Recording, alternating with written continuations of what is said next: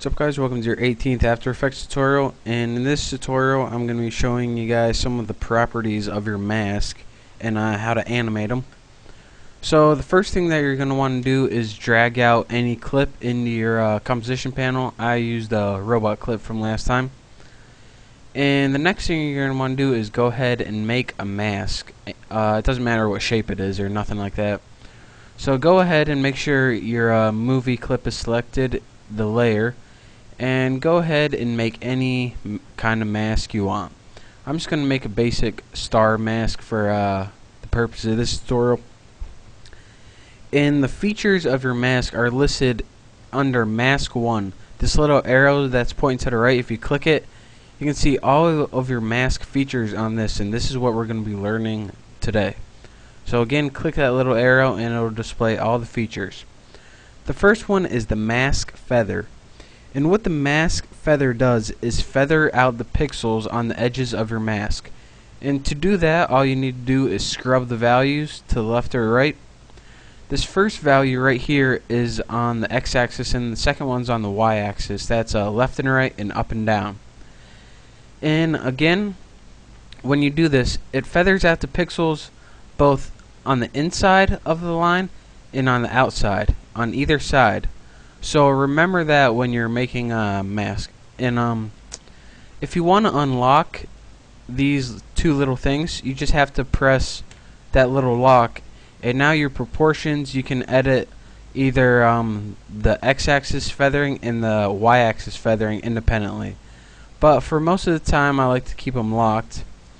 And that's pretty much what that does. Just feather out and kind of give your nice mask a fading in and fading out.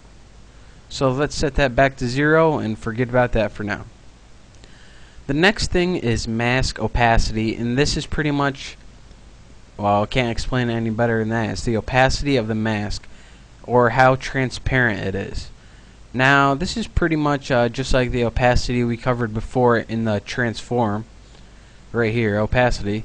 It works in the exact same way, but the difference is this only applies to your individual mask, and this applies to your whole robot layer. So anytime you have just one mask on your layer, then you're going to want to do it with the overall opacity right here. But anytime you have multiple masks, you can edit them individually. And again, the presets for that for 0, and it means totally opaque or solid. And 0 means totally see-through. So that's mask opacity, and that's how you use that. And the mask expansion is also the mask contraction. What this does is allow you to either take the original shape of your mask and either shrink it by making it a negative value, or expand it by making it any value greater than 0. So that's pretty much the basics of that. You don't really have to know anything extra about that. But those are the three. Oh, in this mask path right here, that is just if you double click this, that's just where it is on your thing. Don't touch that ever, because there's easier ways to do that we learned in last tutorial. So we'll actually be using this whenever we want to move the mask around the screen, but for now don't worry about that. So those are pretty much the basics of your mask properties. They're pretty much self-explanatory. You just need to know how to get to them and how to work with them. So play around with those a little bit, and once you do, you'll be an expert on that. So again, thank you guys for watching this tutorial. I hope you learned something, and I'll see you next time.